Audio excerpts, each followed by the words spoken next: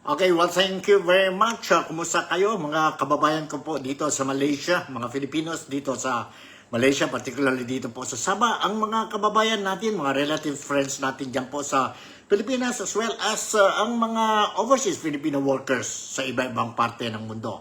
Kumusta kayo? Sunday ngayon. Today is October or November 2nd na po, no? November 2nd.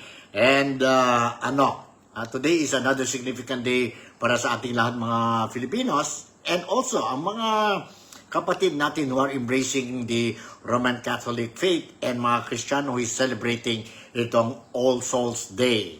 Because today is All Souls Day and Sunday na Sunday, it is obligation natin po to attend Sunday Masses, no? Ang obligation natin. And at the same time, we are also obligated, no? We are also obligated to pay respect to our departed loved ones today. Today and also kahapon dyan po sa Pilipinas, narinig ko po, busy-busy ang mga sementeryo sa Pilipinas. But so far, everything, yesterday, ang All Saints Day celebration natin sa Pilipinas, everything went well. Ibig sabihin, walang mga notisya na may namatay, mayroong mga aksidente, may malaking problema sa mga sementeryo natin dyan po sa Pilipinas. So, maganda. That's a good news para sa ating lahat. And I would like to congratulate everybody, especially dyan po sa Pilipinas, na maganda ang undas natin po, no? Ang All Saints Day, and today we are celebrating again ang All Souls Day. So to all our departed loved ones, no? Yun who went ahead of us dito sa mundo po. So we hope and pray that they will continue to enjoy ang everlasting peace. Eternal peace po dyan po sa taas. Sa taas po. And tayo dito po sa mundo, let's continue to take care of ourselves and pray for yung mga souls nila po. And hingi tayo ng tulong din sa kanila, no? Na mag-guide sa atin dito sa mundo, no? Kung ano-ano mga problema natin, then of course kung sino man kagaya sa akin or sa amin, sa pamilya namin po, wala na kaming parents, no? Namatay na ang tatay namin, namatay na ang mother namin po, no? And but we still continue, or I myself also, no? I include prayers every night po, every day talaga yan po, no?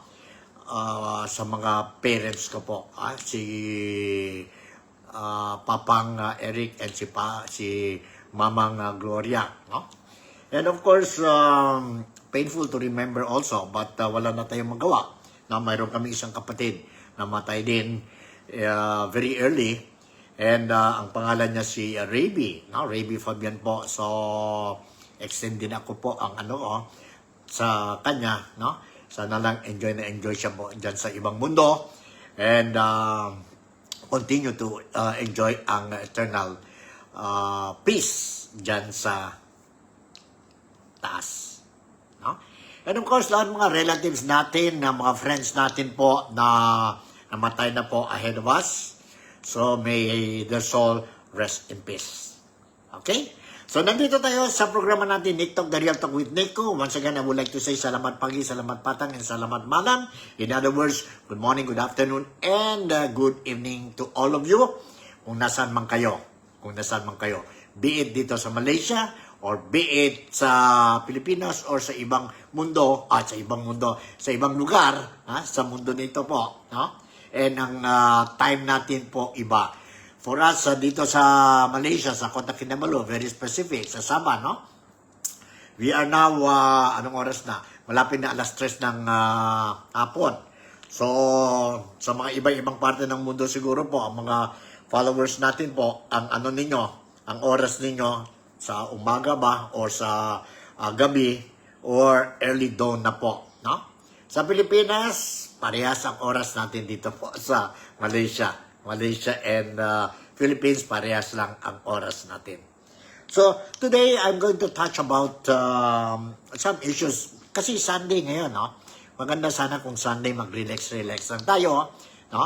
And we talk, hindi naman masyadong sabihin natin na very sensitive or mainit na mga balita. Pero mayroon din tayo dito. I have prepared a topic para sa atin ngayon po.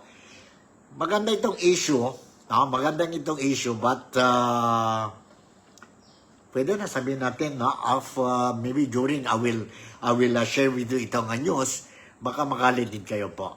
Relax lang, wag tayo magalit dahil I just want to inform you, no? Kung paano ang sitwasyon dyan sa Pilipinas, especially ang mga politiko natin dyan sa Pilipinas, mga legislators natin, mga politicians natin, no? Mga government officials natin po, no? Mayaman ba sila o hindi? Bakit kaya nagnakaw sila ng pera natin? Dahil ba kulang ang pera nila? No? Especially ito mga, sabi natin, government officials, no? Mataas ang mga rango nila sa gobyerno. Kulang pa ba ang sweldo nila na nagbayad tayo? Bakit sinabi ko nagbayad tayo po? Because ang sweldo nila po galing sa atin. Galing sa atin. Ibig sabihin, tayo nagbabayad ang sweldo ng itong mga tao nasa gobyerno. That includes already ang mga politicians natin. Pag sabi ko mga politicians, ibig sabihin, nandyan na po ang senador, ang congressman, governor, vice governor, assemblyman, mayor, vice mayor, mga konsehal, hanggang sa barangay captain po. Sa atin yun, di ba? Tayo yung nagbabayad sa kanila, and tayo din, naglagay sa pwesto sa kanila dyan po. Ano bang posisyon natin when we elected them? Tama ba ang decision natin? Did we made the right decision para mag-represent sa atin sa gobyerno itong mga tao or hindi? Sa palagay ko po, what is happening now dyan po sa Pilipinas, medyo may mali tayo po. May mali tayo. Kasi ang mga tao that we put them, not all, no? Hindi naman lahat. So, based on what is happening dyan po sa Pilipinas, dahil, this is the very reason why galit na galit tayo, no? Kasi yung mga tao nalagay tayo sa pwesto dyan, mga korap pala yun po. Sila yun nagnakaw ang pera natin. Nakaw, hindi lang maliit na pera. We are talking about millions and trillions of taxpayers' money. Pag sabi ko taxpayers' money, ibig sabihin po, pera natin yon. Tayo, ang muwis natin po, we are the one who's paying taxes, and galing sa taxes po, sa taxes natin, dyan na kumukuha ang gobyerno para magbayad sa mga empleyado ng gobyerno. That includes ang mga politicians, di ba? So, yon po. So, ngayon, tingnan natin, kulang pa ba ang sweldo nila na we are paying them para magawa ng magandang trabaho that we are expecting them to do? To protect our welfare and interests of every Filipino? Kulang pa ba yan? At saka, habang nandyan sila matagal na sa pwesto, did they enrich themselves? Or hindi? Tingnan natin. A very good example. I'll give you one good example. I hate to compare. Lagyan lang tayo sa utak natin po. Ang presidente, former president natin si former President Rodrigo Roa Duterte. Paano ang lifestyle niya po? May mansion ba siya? Ilan mansion ba? Ang mga kotse niya, marami ba? Simple lang ba ang buhay niya? Or super ang buhay niya? Kumusta ang buhay ng mga anak niya po? Mayaman ba sila? Agad-agad naging mayaman or ano? But based on what we saw from Rodrigo Roa Duterte po, even after he became the president of the Philippines, yung bumaba siya na po, pagka-presidente, bumalik siya sa bahay niya po, the old house. Simple, hindi mansion po. Wala siyang bahay sa Manila o sa iba-ibang parte ng Pilipinas, isa o dalawa lang ang bahay niya po. Dahil, siguro dalawa ang bahay niya dahil mayroon siyang dalawang may dalawang siya. But anyway, accepted na yun ng mga Filipinos. So, ngayon let's talk about paano ang mga politician natin. So, I would like to touch and give you itong information po para sa inyong lahat, mga kababayan ko dito sa Pilipinas, and dito po sa Malaysia, particularly dito po sa Sabah, no? Dito sa Sabah. Especially, dito sa Kota Kinabalu, kasi nandito ako sa Kota Kinabalu City.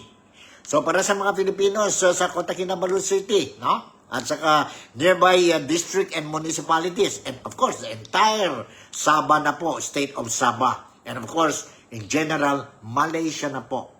And hindi lang mga Filipinos, Filipino community, this information also goes para sa mga Malaysian friends natin dito sa bayan na ito. And of course, para lahat na sa inyo. Those who still don't know. No? Sa Pilipinas ba kayo or overseas Filipino workers ba kayo, those who still don't know po, na nandito na po, I'm going to share with you ang sweldo ng mga politicians natin sa Pilipinas. Okay? Mata positions lang. Saka ang statement of assets and liabilities and net worth nila. Or, sa Pilipinas, we call it SALN. Mayaman ba yun sila o hindi? Tingnan natin dito sa programa natin ngayon. Sunday na Sunday. Okay, let's start. Let's start po. Magkano kaya ang sweldo ng mga government officials natin? Magkano bang sweldo? Okay? Magkano bang sweldo ng mga officials natin? Let's start. Kasi nakita ko dito po, Philippine Top Government Official Salary 2025. Right? Kung totoo ito po, then, kayo nang bahala po to think whether dapat ba dagdagan natin ang sweldo nila or hindi. Kung okay naman, na bakit sila nagnakaw pa? Bakit? Ha? Okay, to start with, mayroon tayong posisyon. Ang posisyon ng presidente. Posisyon ng presidente, grade 33 yun. Ang pinakamataas grade in terms of sa salary, no? Sa salary. Okay, magkano ang sweldo ng presidente per month? Magkano? Alright, nandito, I have this record. Ang presidente is getting a monthly salary of 451,713 a month. Yon po ang presidente. Ang vice president, magkano ang sahod ng vice president? Ang sweldo ng vice president is 398,686. I will repeat it again. Vice president or president is 451,713. Ang vice president is 398,686 per month. Okay? Ang Senate President, kagaya ngayon, sino ba ang Senate President natin? Okay, let's go back. Sino ba ang presidente natin? Ang presidente natin ngayon, who is receiving a salary of 451,713, is no other than President Ferdinand Bongbong Marcos Jr. Vice President is Inday Sara Duterte, who is receiving 398,686. Senate President. Sino ba ang Senate President natin po? Ang presidente sa Senado po.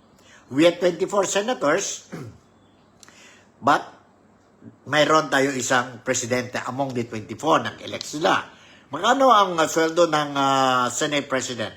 Ang sweldo ng Senate President is 398,686. Parehas sa Vice President ang sweldo nila. Okay? Parehas. Okay. Next is Speaker of the House or House of Representative. Mayroon tayong slightly over 300 plus congressmen po sa buong nasyon natin, buong Pilipinas. And dapat mayroon sila ang parang presidente nila, but we call him Speaker of the House. Sino ba ang Speaker of the House ngayon? Ang Speaker of the House ngayon is Speaker Faustino D. the Third. No? And ang sahod niya po is parehas din sa presidente, sa Vice President at saka sa Senate President. Parehas din. 398,686 per month. So, sino ba ang former Speaker of the House natin? Yung bago lang, nag-resign. It is no other than ang pinsan, ang cousin ni Bongbong Marcos o BBM, si Representative Martin Romualdez. Ito po, no? Si Martin Romualdez po, nandyan yan po sa very hot issue, controversial issue dyan po ngayon sa Pilipinas. Ito ang flood control projects at saka ang 2025 national budget, no? Very controversial issue, maraming question mark po. And it was during his time, si Martin Romualdez po, he was the Speaker of the House. So yun po, ang sweldo nila is Presidente, 451,713. Ang Vice President, Senate the President, and Speaker of the House, parehas ang sweldo nila, monthly salary of 398,686. Okay, next. Magkano ba ang sweldo ng mga senador? We have a total of 24 senators. Magkano ang sweldo nila? Per month. Ang senator is receiving a total of 334,059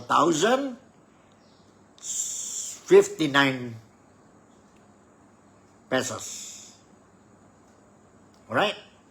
334,059 monthly salary ng bawat senador. Kano bang sweldo ninyo? Ha? 11,000, 12,000, 30,000? Ang mga sundalo yata, mga 30,000 lang. Mga maestra natin, mga 30,000. Pero ang mga senador, 334,059. Okay? Mas ano ba? Mas hectic ba ang trabaho ng senador? When it comes to physical na po, no? Physical na po. Ang trabaho nila in 1 week, Monday, Tuesday, and Wednesday, and Thursday lang yata ang session nila po. And then pagdating Thursday, Friday, wala nang pasok. No? Wala nang pasok. While mga kagaya sa atin, construction workers, no? Mga construction workers sa Pilipinas, everyday po, no? Mabigat pa ang trabaho. Tapos magkano ang sweldo natin? 450, 500 per day? Nakano lang yan po in 1 month. Kulang pa yan, di ba? Pero mga senador, they are receiving, again, 334,059. Now, let's go to the congressman. Magkano ba mga kongresista natin, sabi nga nila, contractor, no? Magkano ba ang sweldo ng mga congressmen natin dyan po sa Pilipinas? Okay, for your knowledge, ang sweldo ng congressman, parehas din ng sweldo ng mga senador. Ibig sabihin, 334,059 per month. Yon ang sweldo ng congressman and senador natin sa Pilipinas. Per month yan po. Okay, magkano ang sweldo ng department secretary? Department secretary. Ibig sabihin, mga cabinet secretaries na yan, di ba? No? Cabinet secretaries na yon. Magkano ang sweldo nila? Ang sweldo nila po is parehas din sa senador, sa congressman. Mga cabinet members po. Sino-sino mga cabinet members?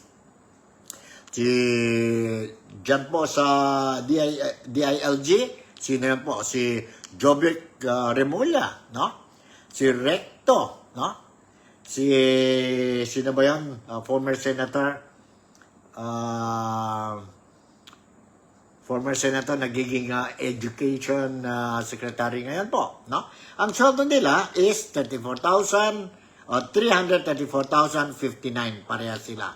How about ang executive secretary? Executive secretary. Magkano ang sweldo? Parehas din. 334,059. Parehas din yun sila. Okay. Punta tayo sa mga provincial governor. Magkano ang sahod ng gobernador natin? Diyan sa mga probinsya natin. Alam ba ninyo kung magkano? Anong guess ninyo po? Ha? Parehas o hindi? Definitely hindi po. Kasi ibang trabaho ng senador, ng congressman, ng cabinet secretary po, iba din ang trabaho nila po. No? And they fall under itong senator, congressman, department secretaries, and executive secretaries. They fall under the category of salary category of 31. Now, itong mga provincial governor, ang category nila po is 30. No? 30. Salary grade nila is 30. No? Salary grade is 30 and they are receiving mga governors, provincial governors po, no? They are receiving something like 226,319 per month. Yon ang sweldo ng provincial governors natin po. No? Provincial governors natin. How about ang vice governor? Magkano din ang sweldo nila? Okay. Ang vice governor falls under salary grade of 28. Ibig sabihin, they are receiving a monthly salary of 178,572 pesos per month. Again, vice governor is 178,572 pesos per month. Punta tayo sa mayor, city mayor. Magkano ba ang sweldo ng city mayor? It varies, no? Kung highly urbanized city kayo, no? Or third class city kayo, or, no? Depende yun sa class ng city ninyo po. But, okay, what we are talking about, city mayor, ang salary grade nila po is 30. Ibig sabihin, they are receiving monthly salary of 226,319. Again, city mayor po, 226,319. Okay? Ang vice mayor,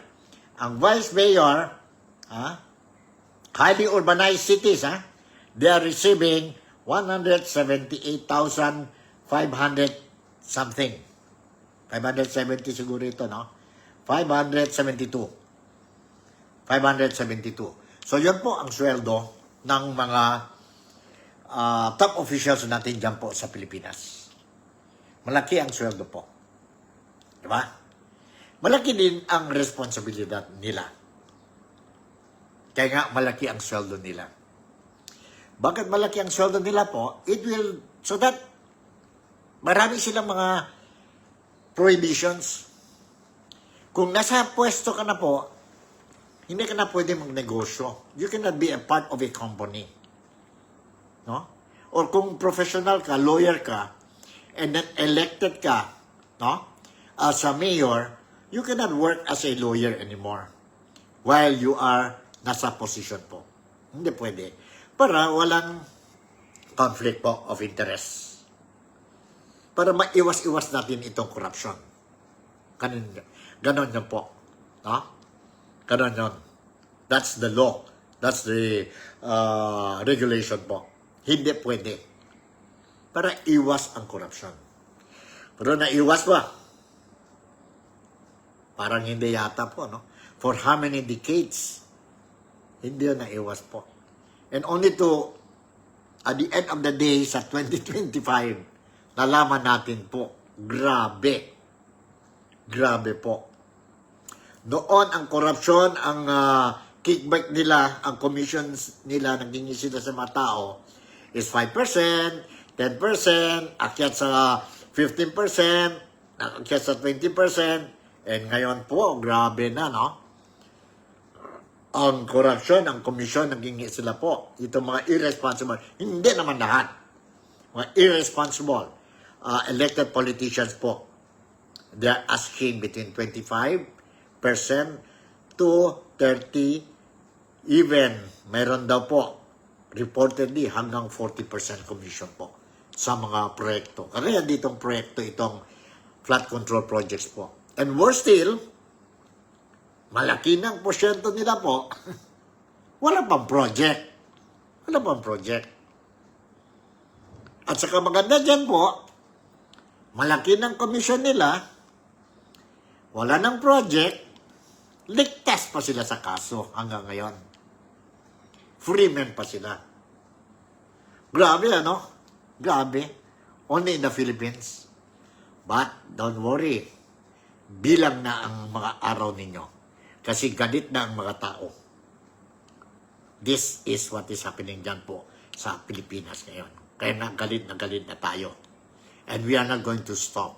We'll make sure na kayo po will be put behind bars. We'll put behind bars and we will remove you from that position.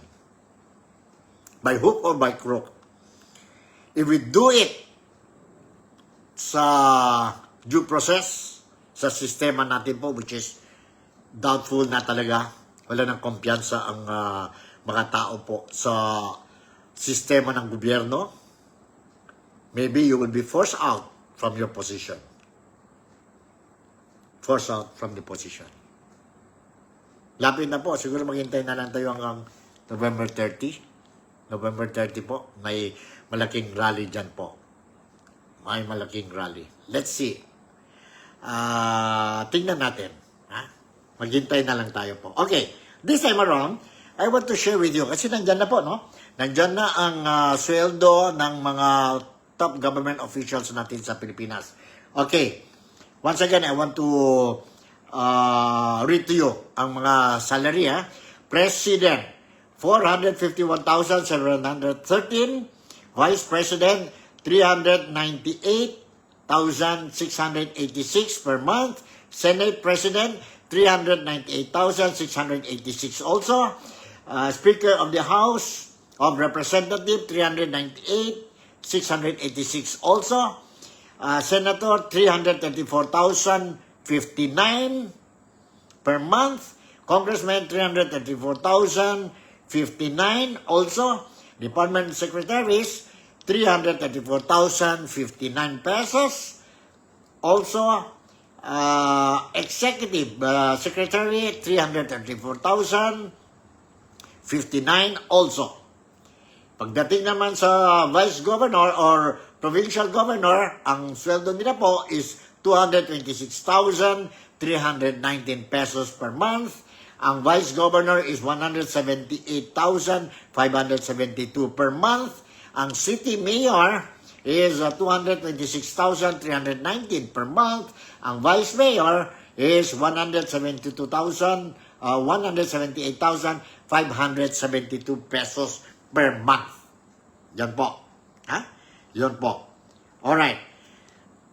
The other figures I want to share with you, ngayon po, dito sa programa natin po, mayaman ba ang mga senator natin? Kano kayang worth ng mga senators natin po? Kasi nakita natin, marang mga senators, ilang taon na dyan po, balik-balik na lang sa Senado. No? Balik-balik na sa Senado po. Did they enrich themselves dyan po? Or hanggang yan, makano ang value nila? Ang worth nila. Ang worth nila po, makano na? Now, lumabas na po sa mainstream media sa Pilipinas po ang mga SALN nila po. Kasi the other day, nakutos na ang ombudsman, lahat ng mga gobyerno, top officials, o lahat mga officials po, elected ones, no? They have to reveal ang SALN nila po. SALN. Now, nag-umpisa na po ang Senado. Senado po, we have 24 senators. And sa record ko po, 3 na lang, kulang pa po. No? 3 na lang. Pero the rest, mayroon na tayong figures kung magkano ang wealth nila po, ang value ng ating senador. Diyan po sa Pilipinas. Okay, listen carefully. Nandito na po ang SALN ng bawat isang senador sa Pilipinas? Mayaman ba o hindi? Okay, start tayo po sa pinakamayaman. And then, baba tayo hanggang sa sa baba talaga po. No? Alright. Pinakamayaman senador based on the SALN ngayon, 2025. Si Senator Mark Villar. Magkano ang worth niya po is 1 billion 52 million 977,100. 1 billion. Next is Senator Raffy Tulfo combined with his wife. Ang wife niya po, congresswoman. No? Okay. Ano ang value ng dalawang ito? Husband and wife. Senator and congressman. Ang value nila po, ang worth nila po is 1 billion. Sandali, namali tayo. Okay, Mark Villar is 1 billion 261 million 337,817. Okay, Mark Villar. I stand corrected, ha? Okay. Mark Villar is 1 billion 261 million 337,817. Second is Raffy Tulfo, Senator Raffy Tulfo, and his wife, Congresswoman. No? Ang joint net worth nila po is 1 billion 52 million 977,100. 1 billion. 1 billion 52 million. Alright? Next is number 3, Erwin Tulfo. Bago lang ito, neophyte ito po, no? Neophyte ito, although he became a congressman sa party list nila po, but before, he's just a media commentator, media personality po. And ngayon, nanalo siya sa midterm election last May. Now, ang net worth ni Senator Erwin Tulfo is 497 million 3,425. He is number 3. 497 million po. Grabe, no? Mayaman pala sila. Okay. Number 4, si Senator Migs Zubiri from Bukidnon. Ang net worth niya po is 431,779, no? 431,779,402 pesos. Si Migs Zubiri, number 4. 431,779,402. Number 5, Senator Camille Villar, also a former congresswoman, ngayon nagiging senator na. Ang net worth niya po ngayon is 362,073,052 pesos. 362,073,052 pesos. Camille Villar. Next is Ping Lacson. Senator Ping Lacson. Si Ping Lacson, ang net worth niya is 244,940,510 pesos. 244,940,510. Followed by Senator Robin Padilla. Senator Robin Padilla, ang figure niya po is 244,042,909 pesos. Ruben Padilla, 244,042,909 pesos. Next is Senator Jinggoy Estrada. ang value niya po ngayon is 221,218,595 pesos. Jinggoy Estrada, 221,218,595. Okay? Next, si Senator Lito Lapid. Very quiet senator dyan po hanggang ngayon, no?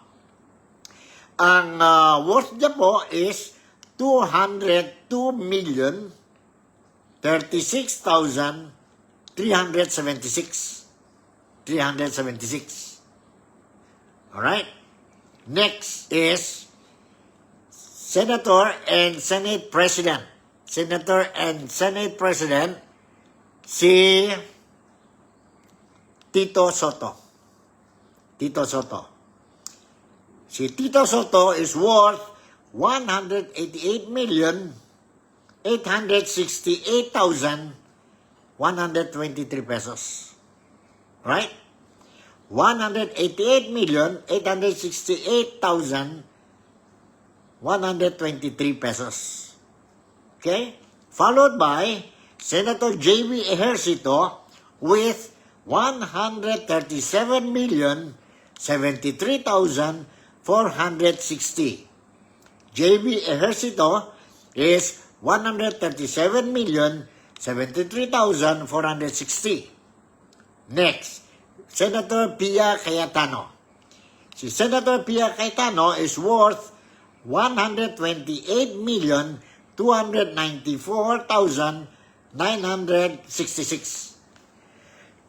Yun po, lahat ng mga assets nila po and liabilities, ha? Ibig sabihin, mga bahay, kotse, lahat yun po. Alright? Next is Win Gatchalian. Senator Win Gatchalian. He is worth 89,521,017 pesos. Okay? Win Gatchalian, 89,521,017. Next, Senator Bong Aquino. Bong Aquino is worth 86,553,651 pesos. Bong Aquino, 86,553,651. Next, Senator Loren Legarda with 79,210,953. Right? Next, another neophyte and a former congressman, si Senator Rodante Marcoleta. Si Marcoleta is worth 51,961,550. Again, Senator Rodante Marcoleta is 51,961,550. Next, Senator Joel Villanueva. Senator Villanueva, ang salin niya po is 49,505,360. Joel Villanueva, 49,505,360. Alright? Next is Senator Bongo. Senator Bongo is 32,451,000. No. 32,431,552,061. Billion ito eh. Alright. Bongo is 32,431,513. No. 32,431,512.61 pesos. Million lang ito po. 32. Alright? Then, Kiko Pangilinan. We have 26,738,598. Senator Kiko Pangilinan Ang asawa ni Sharon Cuneta is 26,738,598. Next is Risa Hontiveros.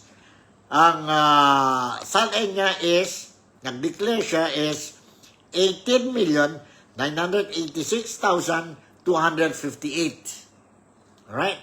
Risa Hontiveros, 18,986,258.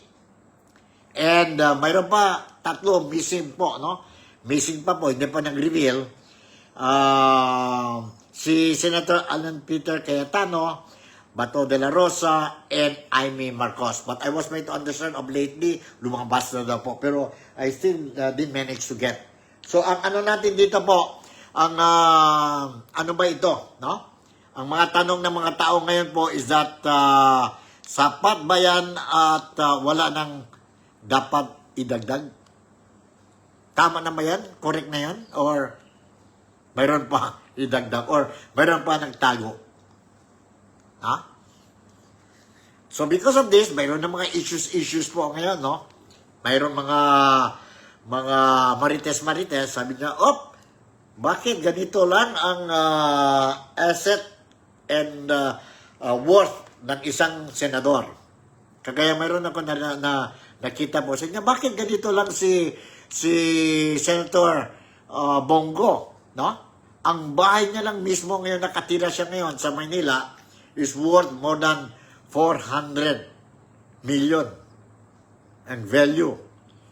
Pero ang salary niya is only 32 million. So, ganun yan po. No? Ganun yan po. So, let's see. Let's see po. No? Let's see. Tingnan natin po. As the days goes by, tingnan natin. But this will be another weapon for yung mga kontra-kontra sila sa mga politiko po. They can use this thing po to create issues. And of course, mix na yun mga fake news. So what we are waiting now is kailan maglabas ang SALN ni President Ferdinand Bongbong Marcos. Kasi sabi niya po na is more than willing to release ang SALN niya. At hindi lang ang presidente po, we also want to know, i-release din ang SALN ng mga cabinet secretaries at saka lahat mga congressmen. Meron mga congressmen, they also, several of them already made public ang SALN nila po, and I'm still trying to get ang mga figures po, no? In due time, I'm going to share with you po itong mga SALN ng mga congressmen. Dapat po lahat talaga sila po, no? Lahat talaga sila. They have to make it public. As a good leader, you must be a good example. Yan. So from there, nakita na natin po, mataas pala ang mga sweldo nila, ang assets nila po, ang worth nila po, walang thousand, no? Lahat millions, and dalawa may billion. Grabe, no? So kayo na bahala. It's up to you. You think about it. And in the meantime, siguro hanggang dito na lang ang programa natin, TikTok, The Real Talk with Nico. And kung ano mga latest developments tayo meron, I will make sure po that you will be properly informed.